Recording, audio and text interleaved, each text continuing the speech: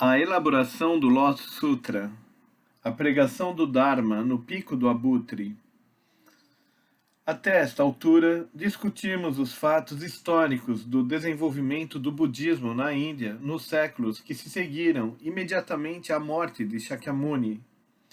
Passaremos agora ao estudo do que é, além de qualquer dúvida, o texto mais importante do budismo, o Lotus Sutra, e a questão de como surgiu. No vasto número de textos contidos no cânone budista, o Lotus é em geral considerado como notável. Isto não é uma mera afirmação facciosa, mas opinião endossada sem discrepância por budistas e não budistas. O fato de haver na Índia, China e Japão mais comentários desse texto do que qualquer outro no cânone constitui prova adicional de sua enorme importância. O monge chinês Shikai, ou Shi, 538-597, fundador da escola Tiantai, dedicou toda a vida à tarefa de proferir palestras e escrever comentários sobre o texto. Em tão alta conta o tinha. Fazer justiça a uma obra desse porte naturalmente exigiria muito mais tempo e espaço do que lhe podemos dedicar aqui. Conta-se que Shakyamuni pregou o Lotus Sutra num período de 8 anos, tendo os discípulos mais tarde compilado os seus sermões. Centenas de anos se passaram antes que o texto alcançasse a forma pela qual hoje o conhecemos. O Lotus, na verdade, não é só o mais famoso de todos os sutras budistas, trata-se também de um compêndio e destilação de todo o sistema e filosofia do budismo indiano, tal como foi criado por Shakyamuni. Com o passar do tempo, o Lotus foi levado à China, traduzido, tornando-se por essa rota conhecido no Japão, particularmente na sua 8ª tradução, realizada por Kumarajiva e intitulada Miaofa Lian Hua Xin, ou Myoho Renge Kyo. Os 69.384 caracteres do texto vieram a ser considerados como outros tantos emblemas dourados do Dharma. O Lotus Sutra exerceu uma influência incalculável sobre a cultura japonesa. Grande número de expressões que nós, japoneses modernos, utilizamos na vida diária derivam do Lotus Sutra, embora na maioria dos casos quase nem saibamos de sua origem. Teremos que reservar outra ocasião para a tarefa de analisar cada uma das suas 8 grandes partes e 28 capítulos do texto. Aqui desejo focalizar as condições que cercaram na Índia, de 2000 anos atrás, a elaboração desse texto notável. Imediatamente surge a questão de saber se, tal como afirmado em termos recentes, se o Lotus Sutra constitui criação de crentes budistas de séculos posteriores.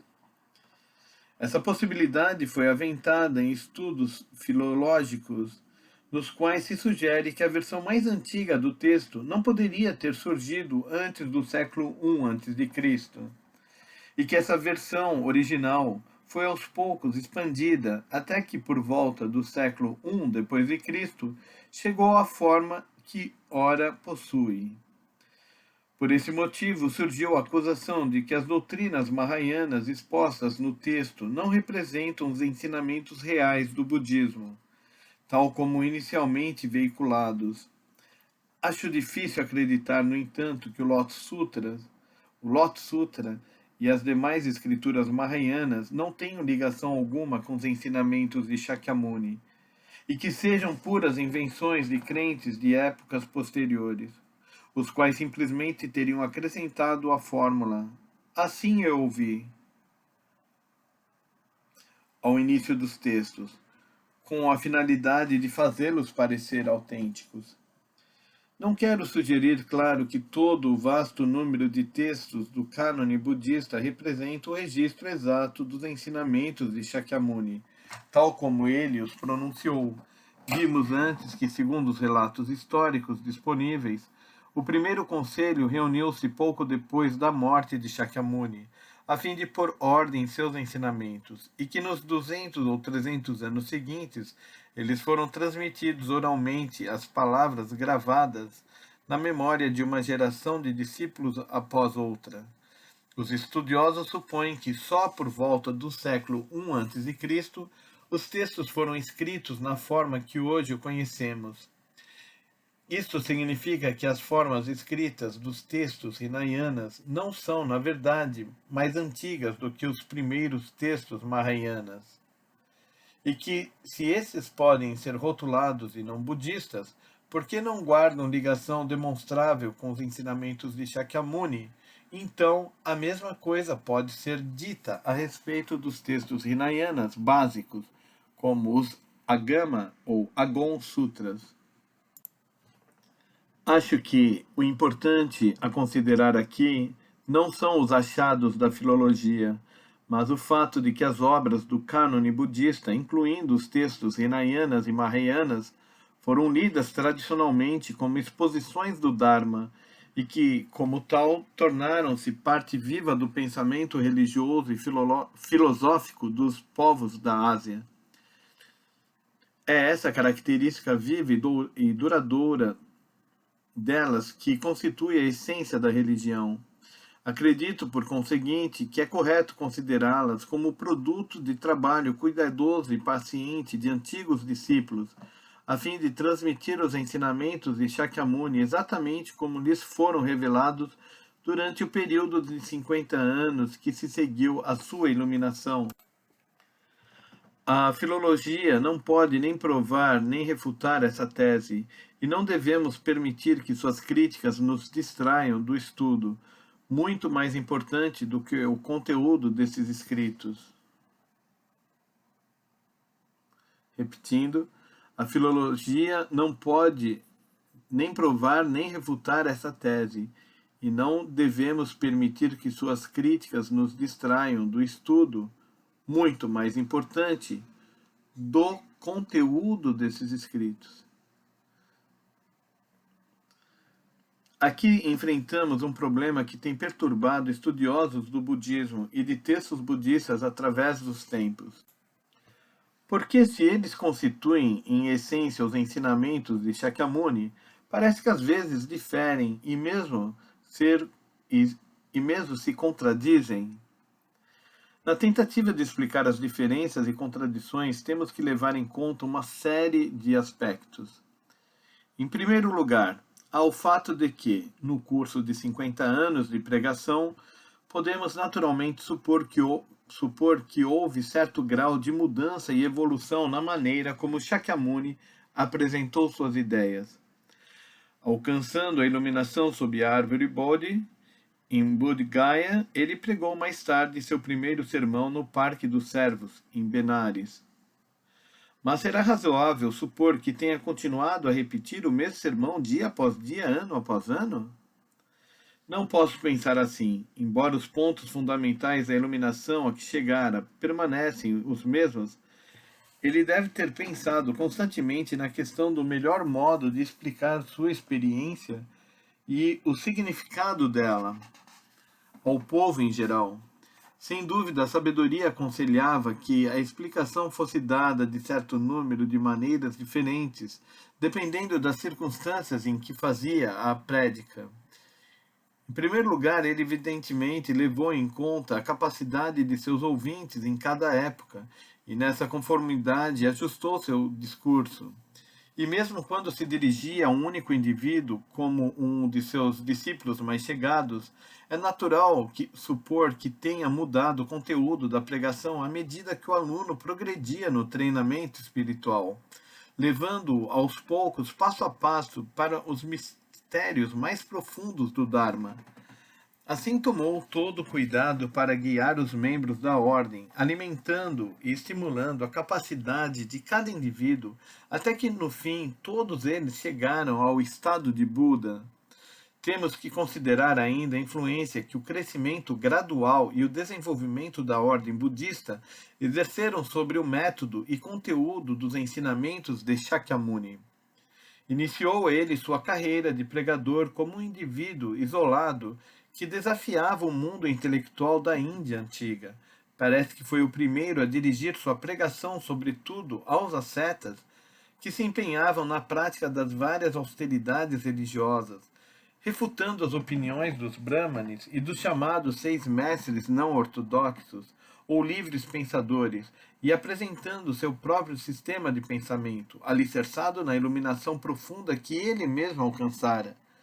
Aumentando o número de ascetas que lhes aceitavam a doutrina, eles, no devido tempo, reuniram-se na ordem budista, tendo Shakyamuni baixado certas normas e regras para orientação e disciplina do grupo. Podemos supor que esses antigos ensinamentos, após sua morte, assumiram a forma que finalmente os transformariam nos Agama Sutras. Não há dúvida de que tais sutras preocupam-se seriamente com as questões de disciplina monástica e são com frequência de conteúdo fragmentário, sugerindo isso que constituem uma compilação das várias instruções dadas por Shakyamuni a seus discípulos imediatos para a orientação específica deles. Propagando-se sua fama, outras pessoas, além dos discípulos, vieram lhe escutar a pregação do Dharma.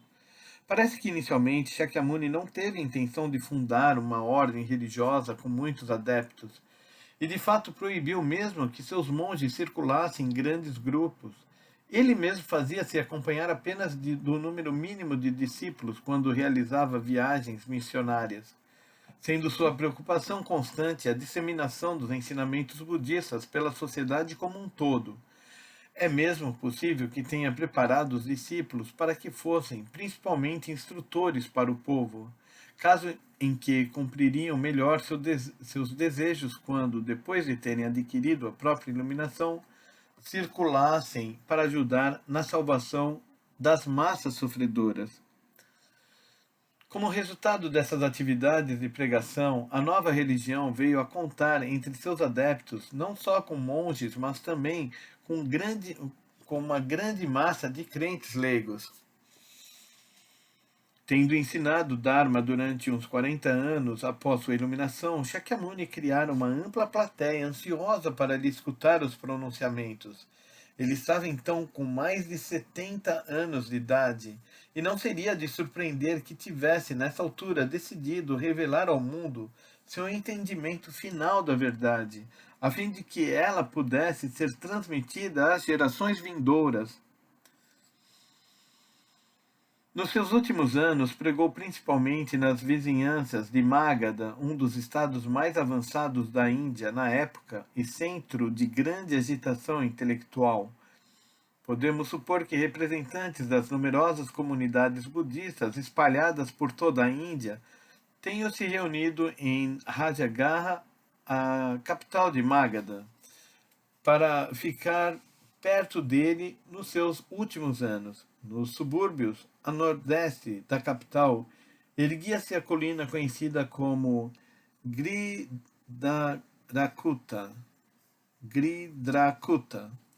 o Pico do Abutre, e foi aí que Shakyamuni pregou o Lotus Sutra. O capítulo inicial do Lotus, que serve como introdução à obra, descreve a enorme e impressionante assembleia reunida nessa ocasião para ouvir Shakyamuni.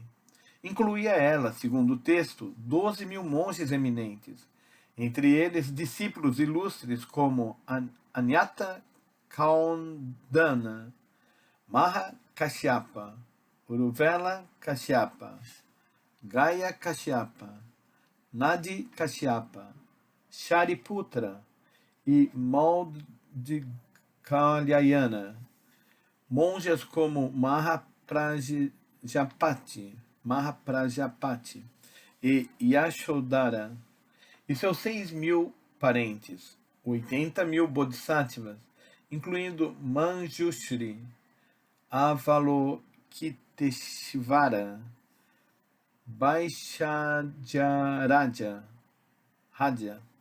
e Maitreya, os reis guardiões dos 4 quadrantes, os 8 reis dragões e Ajatashatru, o rei de Magadha. Considerando esse grupo, cabe notar que ele inclui representantes de todos os 10 reinos da existência. O Lotus Sutra é, numa palavra, uma exposição da filosofia básica da força vital, e era, por conseguinte, mais que apropriado que todos os tipos de seres estivessem presentes à exposição, tal como é descrito na introdução. No segundo capítulo, intitulado Meios Convenientes, Shakyamuni revela à plateia seu desejo de toda a vida, isto é, que todos os seres vivos alcançassem o estado de Buda. Comparado com os ensinamentos mais antigos de Shakyamuni, isso representa um desvio histórico no desenvolvimento do Dharma. Os próprios discípulos que o haviam acompanhado por mais de 40 anos jamais tinham sonhado, até esse momento, que também eles podiam se transformar em Budas. A fim de conseguir isso, claro, precisavam atingir o mesmo alto reino que seu mestre Shakyamuni, o que achavam difícil de imaginar. Estamos hoje acostumados a pensar no budismo como a religião que ensina a todos como alcançarem o estado de Buda. Ainda assim, mesmo nós, quando levamos em conta nossos numerosos defeitos e incontáveis aborrecimentos que nos deixam perplexos, dificilmente podemos conceber como poderíamos nos qualificar para alcançar um estado tão excelso. Não é de surpreender que Shariputra e outros discípulos chegados a Shakyamuni, refletindo de maneira parecida sobre suas deficiências, considerassem o mestre muito acima de si próprios, para que sequer pensassem que podiam igualar-se a ele. E ali estava Shakyamuni, em sua exposição no Pico do Abutre, declarando que seu objetivo era tornar o estado de Buda acessível a todos os seres. Esse pronunciamento deve, sem dúvida, ter abalado profundamente seus discípulos. No capítulo Meios Convenientes, Shakyamuni afirma, abre aspas, em todas as terras do Buda, das 10 direções, só há um ensinamento, não 2 ou 3. Fecha aspas. Declara ainda, abre aspas, todos os vários Budas e reverenciados pelo mundo fizeram seu aparecimento no mundo com uma única e importante finalidade apenas. Fecha aspas. Surgiram, continua explicando, porque desejam despertar em todos os seres a sabedoria de um Buda, mostrar a todos os seres a sabedoria de um Buda, levar todos os seres à realização da sabedoria de um Buda e conduzir todos os seres a conquistar a sabedoria de um Buda. Vai mesmo a ponto de dizer, abre aspas, desejo fazer com que todos os seres sejam iguais a mim e que de mim não difiram em coisa alguma, fecha aspas. Continua nos capítulos que se seguem, contando parábolas e citando analogias, a fim de mostrar o que quer dizer com isso, despertando assim a compreensão dos ouvintes e prognosticando que todos eles alcançarão o estado de Buda. Segundo o texto, Shariputra e outros ouvintes levantaram-se de um salto e dançaram de alegria quando ouviram as previsões do Buda. E de fato, a cena do pico do abutre deve ter sido de imenso júbilo. Uma expressão da força vital movendo-se em seu nível mais alto, nas profundezas da vida mais recôndita de todos os seres ali presentes. Essa grande reunião e os fatos que ali transcorreram ficariam indelevelmente gravados para sempre. Repetindo esse último parágrafo. Segundo o texto, Shariputra e outros ouvintes levantaram-se de um salto e dançaram de alegria quando ouviram as previsões do Buda. E, de fato, a cena do pico do abutre deve ter sido de imenso júbilo, uma expressão da força vital movendo-se em seu nível mais alto, nas profundezas da vida mais recôndita de todos os seres ali presentes. essa grande reunião e os fatos que ali transcorreram ficariam indelevelmente gravados para sempre.